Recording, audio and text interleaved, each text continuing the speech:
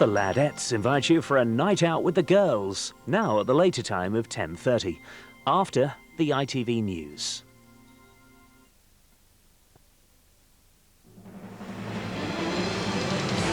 Blair wins public support, but will he persuade MPs tonight?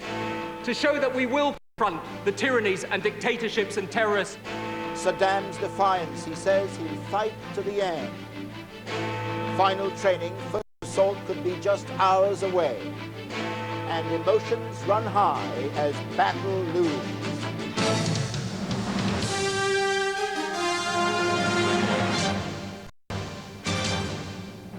Good evening from Kuwait as we approach the eve of another war on Iraq.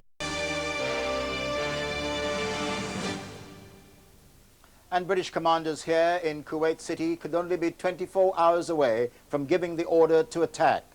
The countdown began early today when President Bush gave Saddam Hussein an ultimatum to get out of Iraq. We're beginning News at 10 a little earlier tonight to report the dramatic events back in London, where in a few moments' time, MPs will begin voting on whether to support military action against Iraq. The Prime Minister is facing perhaps the biggest backbench rebellion of modern times. One crumb of comfort, though, an ITV News poll suggests that for the first time, a majority of people now support an attack without a second UN resolution. So let's go first to Westminster for the most crucial vote Tony Blair has faced. Here's our political editor, Nick Robinson. Nick? Trevor, eerily quiet here, just outside the chamber of the House of Commons. But don't let that fool you. Just a few feet away, down there, MPs are crammed to the gunwale in the Commons chambers, hearing the final speeches.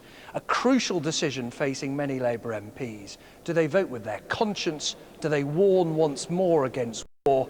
Or do they go with the Prime Minister down a route they feel deeply uncomfortable with? We'll have the answer to that question, the numbers at least, within the next half hour. But first, our senior political correspondent John Ray looks back at an extraordinary day in Westminster. Outside the Commons tonight, protesters shout their slogans. No! Inside, one man more than any awaits the Commons verdict nervously. It's been an exhausting day for a leader ready to send his troops into battle, but who first has done battle with his own MPs. The Prime Minister. The Prime Minister facing the toughest challenge of his career. Here we are, the government with its most serious test, its majority at risk, the first cabinet resignation over an issue of policy, the main parties internally divided. We're united, shouted a Lib Dem. Mr Blair's response, pregnant with frustration. Ah, yes, of course. The Liberal Democrats. Unified as ever in opportunism and error. But this was not a time for party point scoring. The choice seemed too important for that. To stand British troops down now and turn back, or to hold firm to the course that we have set. So it could hardly be more important. It will determine the pattern of international politics for the next generation. A packed house. From the gallery, Cherie watched as her husband staked his future on the fate of Saddam. The only persuasive power to which he responds is 250,000 Allied troops on his doorstep. Weakness in the face of a tyrant with a threat is the surest way not to peace, but unfortunately to conflict. After months of argument, this his final appeal for support. To show that we will confront the tyrannies and dictatorships and terrorists who put our way of life at risk. To show at the moment of decision that we have the courage to do the right thing. I beg to move the motion. Not quite the applause Cook won last night, but Mr Blair can rely on the Tories. Saddam Hussein has the means, the mentality and the motive to pose a direct threat to our national security. And that is why we'll be voting tonight to do the right thing by our troops and by those of the British people. I give way to the honourable gentleman. But the Labour rebels aren't giving way. Another minister quit to swell their ranks. But the truth is our Prime Minister has been ill-served by those he sought to influence. By a US administration that has seemed at times to delight in stressing its disdain for international opinion. Half the people we are going to kill are children. None of the people we are going to kill had any say in the selection of Saddam Hussein as their tyrant. This act would be illegal, it would be immoral, and it would be illogical. Those Labour rebels and the Lib Dems claim to speak for the British people. They're wary of the motives of the Bush administration, and they do not like to see Britain separated from its natural international allies. The Prime Minister keeps one unlikely ally, and she seems sheepish about it. You called the Prime Minister reckless, you called the policy reckless. Yep. Is it still reckless? Well, I think the handling of this has been not good. A few moments ago, a weary Mr Blair slipped back into the chamber, a Prime Minister prepared to lead a divided party and an uncertain nation to war with unknowable consequences. John Ray, ITV News, Westminster. Weary he may be, but there is one piece of good news for Tony Blair tonight. An exclusive ITV News Daily Telegraph poll confirms what we've seen in other polls, which is public opinion is beginning to shift in Tony Blair's favour, although the country remains deeply divided. One question we put to people, 50% said the US and Britain are right to attack Iraq. 42% said they were wrong. The first time any poll has shown public opinion shifting clearly in favour of war. 55% of people said they trust Tony Blair's decisions on war from now on. 44% said they wouldn't trust him. And crucially, 52% said if they were an MP voting here tonight, they'd vote for the government. 42% would vote against him. Clear evidence of a roughly 50-50 split in public opinion. How will the Commons vote tonight then? The honest answer is we simply cannot know. There is a group of Labour MPs still making their mind up, unsure whether to stick to what they told often their constituency Labour parties, their local newspapers, or what the whips want to know. Most people think it'll be around the size of the rebellion last time in the 120s, maybe up a little given the ministers who've resigned. Either way, up or down that figure, this will be extraordinary. It will be the biggest rebellion before a war that we've ever seen. Add to that opinion polls split down the middle and ministers resigning, and Tony Blair is doing something that no Prime Minister has ever tried to do before. Nick Robinson, thank you. President Bush delivered his ultimatum to Saddam Hussein in a televised address. He told the Iraq dictator and his sons to flee the country or else.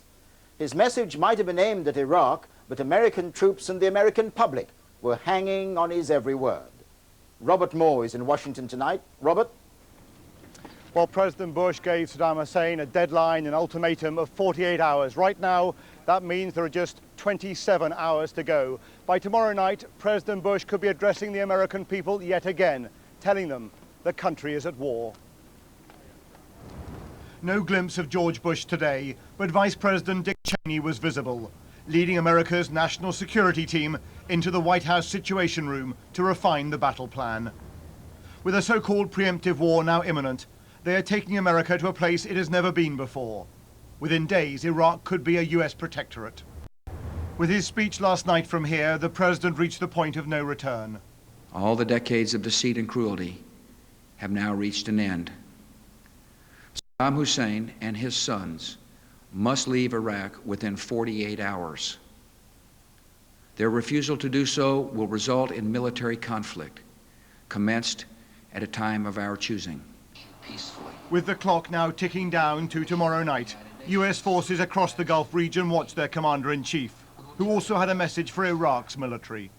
In any conflict, your fate will depend on your actions. Do not destroy oil wells, a source of wealth that belongs to the Iraqi people. Do not obey any command to use weapons of mass destruction against anyone, including the Iraqi people. War crimes will be prosecuted. War criminals will be punished. And it will be no defense to say, I was just following orders. The last elements of American air power are deployed, including the B-2 bombers that are likely to form the first wave of aircraft over Baghdad. The imminent US attack, President Bush warned, would be overwhelming. Yet the only way to reduce the harm and duration of war is to apply the full force and might of our military, and we are prepared to do so. As the president finished speaking, a new warning of terrorism went into force across America. the threat status moved from elevated to high alert for fears that Iraqi agents may seek to launch a preemptive strike. Good night. As Americans digested the president's speech, many we spoke to said they were rallying behind their commander-in-chief and their troops. Some form of action is necessary. We've got to resolve this situation. But I think a majority of the American public will support President Bush.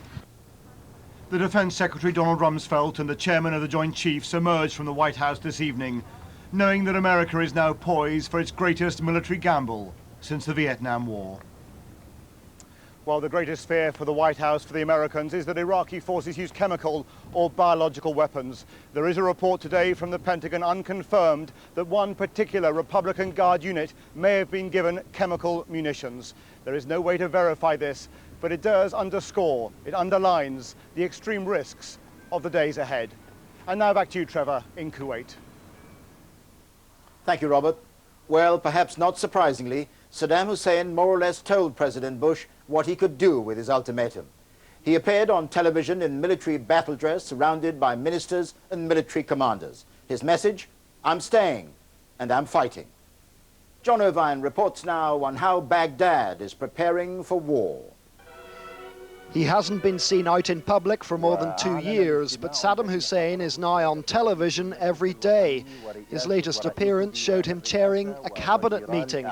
The leadership stressed that Iraq was ready to repel what they called invading aggressors. In central Baghdad, normality is fading fast. Traders are trying to bomb-proof their premises. Tape for windows is now highly prized. In the last few days, stockpiling has sent prices soaring here, but soon making purchases will no longer be possible. This should be the busiest time of the day in this city, but Baghdad's shopkeepers are clearing out and closing down. These premises have provided a valuable livelihood, but one wonders if and when they will ever be open for business again. The Iraqi president is refusing to go, but ordinary people able to leave the capital are doing so, those with relatives in outlying areas and the money to reach them. Most buses have already gone from Baghdad's central depot. We witnessed the chase for one of the last ones. The most significant departure from this city today, of course, was that of the UN weapons inspectors. They headed for the airport, where their normally deadpan spokesman had this final message. We had just a wish, all the best and the best of good luck to the people of Iraq. And then they were off for the island of Cyprus.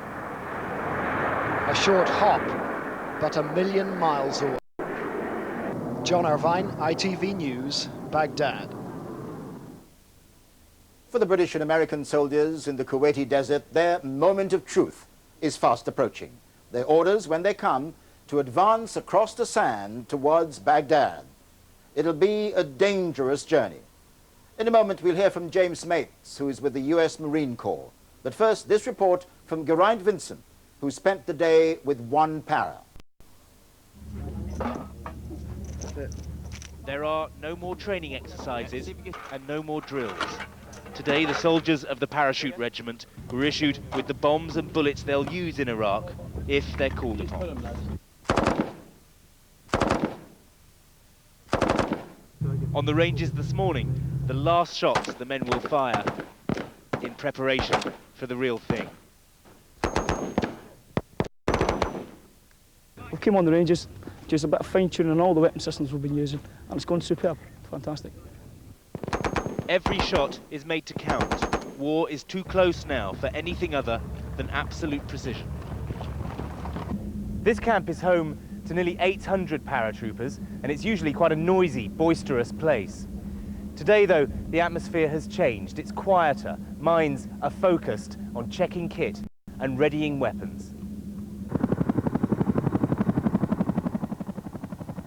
If and when the paras are ordered to go into Iraq, they will do so at speed.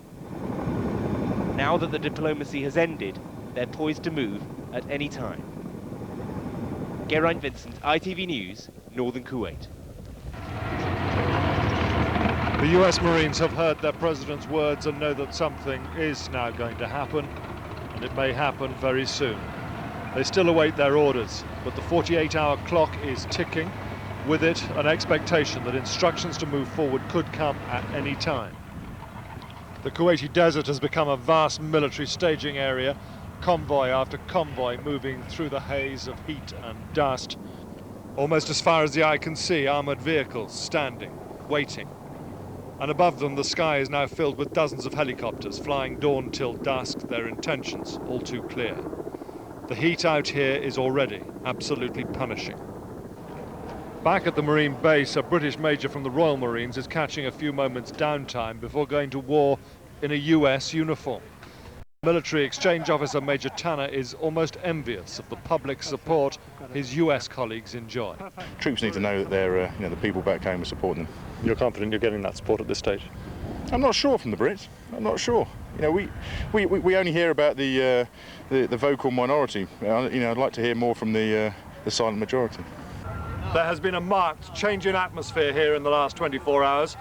These men and these machines have waited a long time in this desert. Last night, they heard their president express his intentions. Now they simply wait for him to issue his orders. James Mates, ITV News, with the US Marines in Kuwait. If any of us needed a reminder of just what our forces will put themselves through, it's in our next report. Today was the turn of 23 Pioneer Regiment to sever their links with the outside world as they prepared to go to war. They handed in their mobile phones and all reminders of home, like pictures and letters, all valuable information in enemy hands. Romilly Weeks reports. The soldiers of 23 Pioneer Regiment are having a final kit check. This has been a daily routine.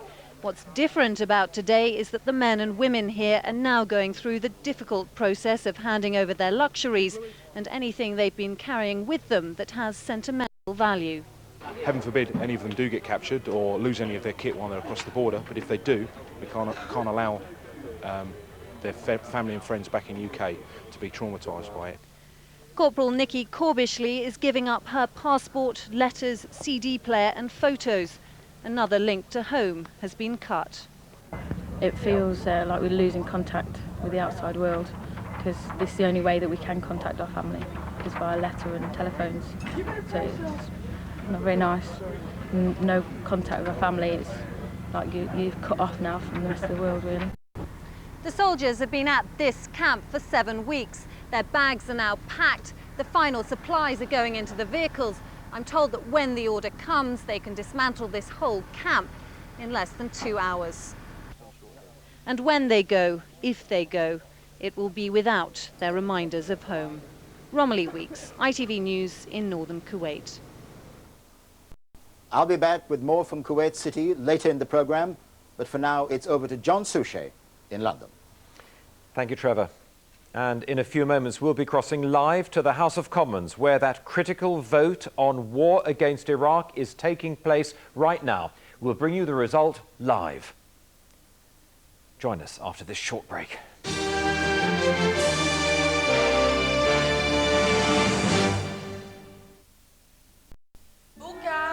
Dolmio's recipe for bolognese is bursting with flavour. Sun-ripened tomatoes, real Italian olive oil, parsley and basil, combined to make a bolognese that's so delicious, you won't want to waste a drop.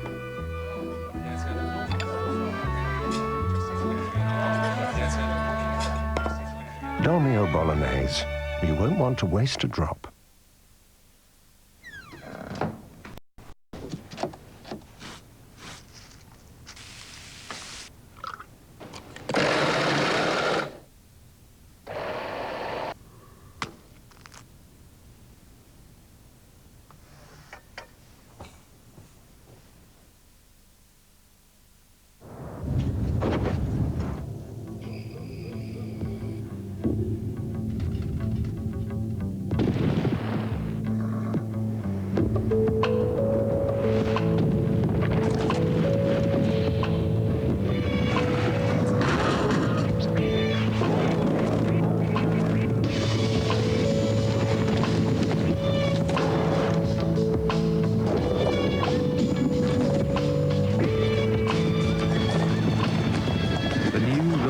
TSB current account. At up to 3.2%, you won't find a better rate on the high street. Join us. If you've got a dog, you've got to be careful about worms. After all, you can never be sure that mud is all he's bringing home. But you can be sure that Drontal will stop worms dead. Oh, you're filthy! You horrible creature. I'm going to trade you in for a tortoise. She doesn't mean it, Harvey, honest. Who said I was talking to Harvey? Stop worms dead. Just ask your vet about Drontal. 1 dose every 3 months.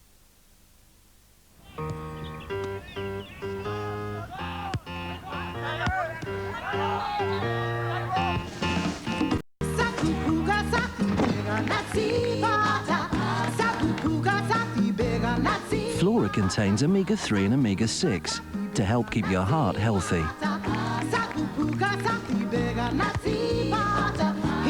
If you've still got it, keep it. Flora helps keep your heart healthy. To prove this person is not an actor, he will attempt a scene from a famous movie. This is a .44 Magnum, a very powerful handgun that can really hit. Clearly not an actor. So, tell us about BT Broadband. We have some friends recently who moved to the States. They can keep in touch. They're very good for the children in that respect. They can send photographs. Prior to the advent of broadband, I just think the internet was much too slow. Connection's now free and you get £30 off your broadband modem. Call 0800 800 060. University Hospital of North Durham. We're very lucky here that the lotteries provide us with life-saving equipment, and this scanner is fantastic. I'm going to tell you why I should play a lotto in a syndicate. Did you know? Syndicates win 1 in 4 jackpots. No, I didn't know that. At the minute, we've got 20 lines. That's 20 chances. If you join, that's 21. You've got more chances of winning if you play in a syndicate. Can I join your syndicate? In your dreams.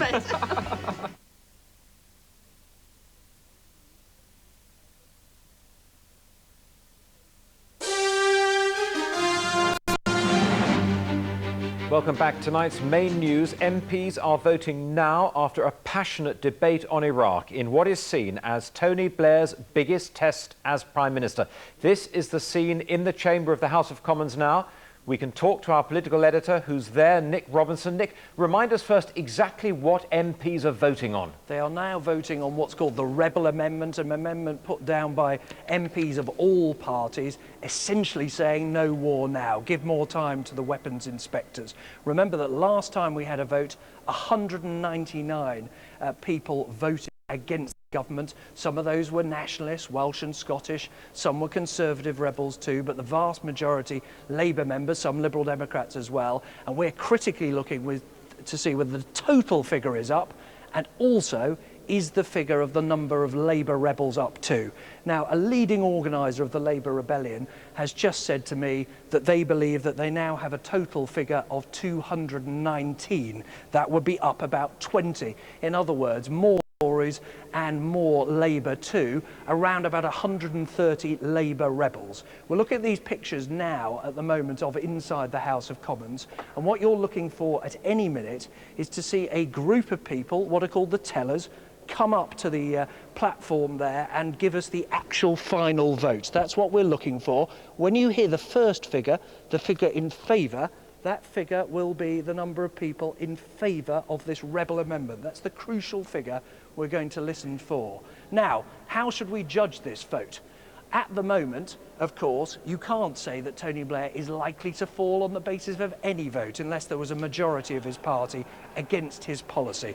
That would be a huge shift, John. But if you've got an increase in the Labour rebellion, up from 122, which after all was a historic high, then you would really be talking about difficulties for this government. Because last time, of course, we weren't on the eve of war. There was a possibility. Here is the Speaker of the House of Commons. Let's hear what he's got to say. The ayes to the right, 217. The noes to the left, 396.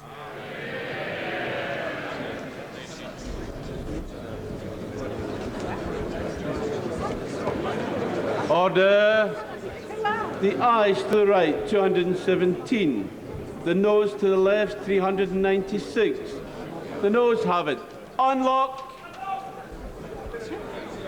So, Nick, by my calculation, 179, is that right? We're talking, can't be sure for certain, John, until we know precisely how many Tory rebels there were and whether all the Liberal Democrats and Nationalists were here, but we are clearly talking about an increased Labour revolt in the region of 135, 136 Labour rebellions. We won't know that figure for certain until we get the voting list in a while, but the crucial thing, and the only crucial thing, is the figure is up. That means, despite the oratory of the Prime Minister, an implicit threat in his speech given earlier today, that he would not stay if the Commons were to vote against it, despite all the work of the whips, despite the fact that people know they are now voting with troops watching and waiting for action, sitting in Kuwait and elsewhere, despite all of that, more Labour MPs are rebelling than ever before. Now, you may say he has a huge majority, John, and so what? This won't stop the march to war. No, it won't. But if anything goes wrong in this war, if things don't go to plan, a lot of people will now be able to say to the Prime Minister, we told you, why on earth didn't you pause? But as you say, Nick, the vote is not itself lost. The government has won with the support of the opposition. Therefore, the march to war cannot be halted. Absolutely right. Don't be any doubt. The march to war does go on. Tony Blair has his majority. He still has a majority of his party. Of course, many of them voting because they're members of the government and therefore are obliged to vote with the government or to resign. He can continue. However, it is worth remembering no Prime Minister has done this before. To go to war, even with the increase in his public rating shown in the ITV News poll tonight, he's still with a country split down the middle. Even though he has a majority of his own backbenchers, we're still talking of 135 odd who have voted against him. Even with the majority of his ministers, 3 resigned today and 6 parliamentary age. No one's ever done this before, John. All right, thank you very much for that, Nick. And we will have more reaction to that result. And we'll have more from Trevor MacDonald in Kuwait after the news where you are. So don't go away. Join us in a few minutes. Thanks, John. Good evening. The news now from Meridian. The detective leading the investigation into the murder of Hannah Foster has sent a stark warning to her killer. Speaking earlier on Meridian Tonight, Detective Inspector Tony Adams said he wouldn't rest until they were caught. We will spare no effort in finding out who is responsible for the death of Hannah. And if you are watching this and it's a tragic accident, I would invite you to please contact us now if you have any remorse. But you can rest assured that we will leave no stone unturned in our hunt to find you. Hannah disappeared on Friday evening. The youngster's handbag and mobile phone were found in a recycling tip in Portsmouth. The painstaking search has been going on all day. Officers feel finding Hannah's bag is a significant step towards catching her killer. Now they're trying to find any other evidence against whoever's responsible for what her parents have described as this evil crime. We believe that it had been deposited in a bottle bank somewhere in the Portsmouth or Southsea area and may have been picked up by contractors on their weekly collection round yesterday morning. We need to find out when it was put there and by who. Hannah's parents had to officially identify her last night. This morning they managed to release a statement about her, imploring the public to help. We as a family are devastated by the loss of Hannah. She was a warm, kind-hearted girl who could always see the good in others. Please, please help us. If you have any information that would help the police to solve this evil crime, we need you to come forward. Detectives are now attempting to trace any phone calls made by Hannah's mobile on Friday evening. They believe with the help of the public, they can bring to justice Hannah's killer. Andrew Pate for Meridian News. The Southampton Itchen MP and Home Office Minister John Denham dramatically quit the government over the Iraq crisis today. His resignation came as a shock and surprise to his constituents. Just when Tony Blair thought things couldn't get any worse. Mr. John Denham. Madam Deputy Speaker, it was with regret that I resigned from the government this morning. He's been a government minister throughout the Blair years. Today he told the Commons why he had to go. I believe that preemptive action demands an even higher level of international support and consensus than other types of intervention. We do not have it. This isolation has a real cost and a real danger. He's been MP for Southampton Itchen since 1992, regarded locally as a good constituency man who, even as a minister, never neglected his voters. So what do they think of him today? I agree with him. I'm anti-war myself. I do agree with him. You can't just walk away from it and let someone else do it. Someone needs to do it and take a stand. This was John Denham talking to us last year when he was celebrating 10 years as an MP. Finally, when we all get together again in 10 years' time, you'll be in the cabinet then, will you, John Denham, presumably? I don't suppose so. 10 years is a long time in politics, and 5 years as a minister is just about the average, I think, life expectancy or career expectancy. Just see what turns up and get on with the job. Concern is growing from a woman from Brighton who's been missing from her home since last Friday. Friends of Jane Longhurst, who's 30, say her absence is out of character and have no explanation for her disappearance. Police are hunting a man who snatched a 2-year-old boy from his mother in a Sussex playground. The toddler was eventually set free after the woman chased the man in a park at Saltdean near Brighton.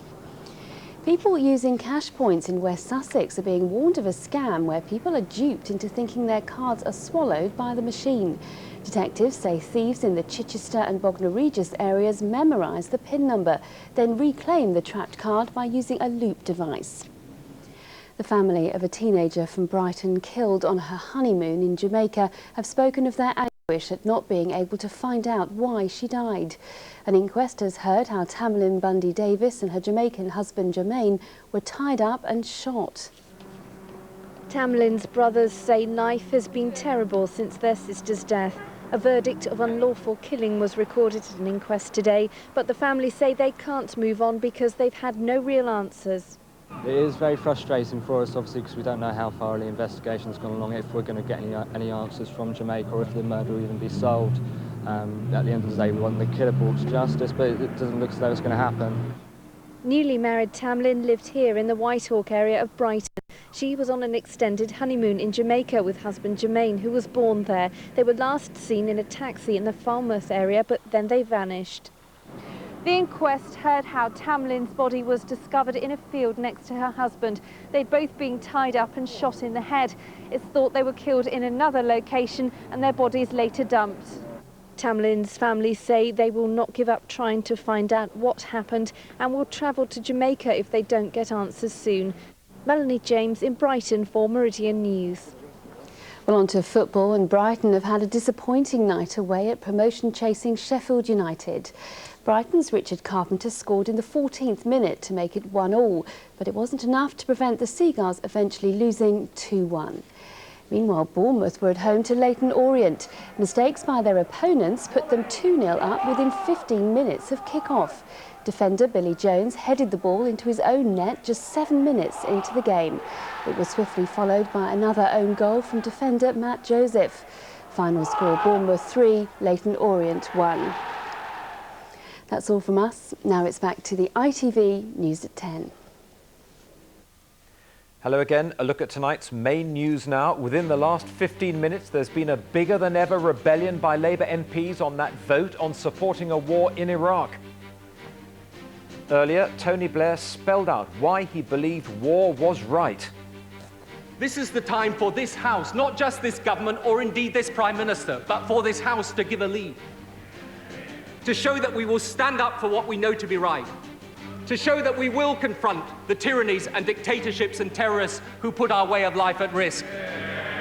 Meanwhile, in Baghdad, Saddam Hussein vowed to fight to the end. He showed he was prepared for war by meeting his military commanders in full battle dress. Now we go back to our political editor at the House of Commons.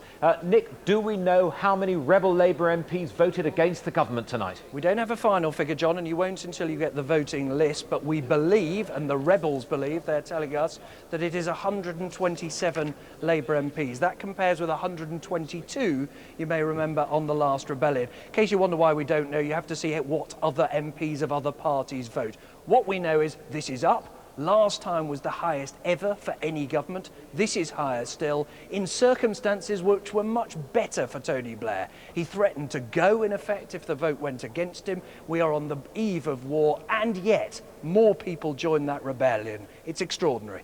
Nick, is his position weakened by this? terribly weakened in the long term. Of course, he can pursue his war now. I'm told that his message already is. Parliament has spoken, the people have spoken, let's get on and back our boys. I suspect the public will do that. I suspect members of Parliament will do that. But that last days, if the war goes wrong, if the aftermath of the war goes wrong, if America doesn't do what Tony Blair hopes on the Middle East and other issues in the future, many, many people in his party and elsewhere will look at Tony Blair and say, we told you.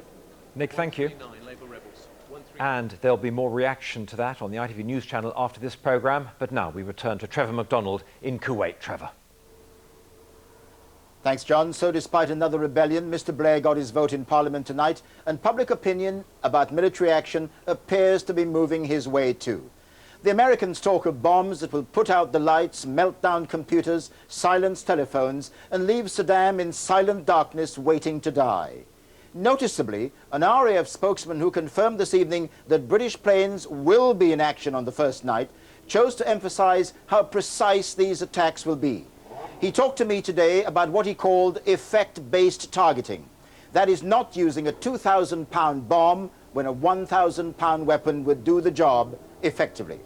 Mindful of criticisms about collateral damage, the RAF stressed that 90% of their bombs will be smart bombs, as against only 10% in the last Gulf War. Even so, they know there'll be mistakes, but they said it's not their aim to lay waste to Iraq. In a few hours from now, we shall know. And we'll also know how President Saddam Hussein's army chooses to respond. And that's tonight's news at 10. From tomorrow, it becomes the news at 9 for the duration of the war. Join us again tomorrow from Kuwait City. From all of us here, good night.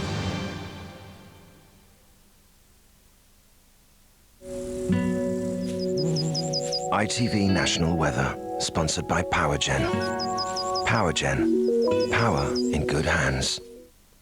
Hello there. The high pressure that's been responsible for our weather recently is going to stay around until the end of the week at least, and that means we've got more clear, cold nights and mild, sunny days to come. And this is reflected in tonight's story, in fact, which sees temperatures dropping really quite dramatically down to freezing or just below in rural parts, meaning a widespread ground frost for some of us, and also some mist and fog patches forming by dawn, so do be aware of that if you're on the roads. As far as tomorrow goes, once any overnight mist has cleared, it'll be a dry, bright and reasonably sunny day, particularly out in the west of the country, although further east, particularly along this eastern coast, you could well find cloud lasting throughout the course of the afternoon. And as far as temperatures go, it'll be nice and mild where the sun shines. 14 is 57 in Fahrenheit, a touch cooler underneath the cloud cover. A very good night to you. PowerGen, power in good hands.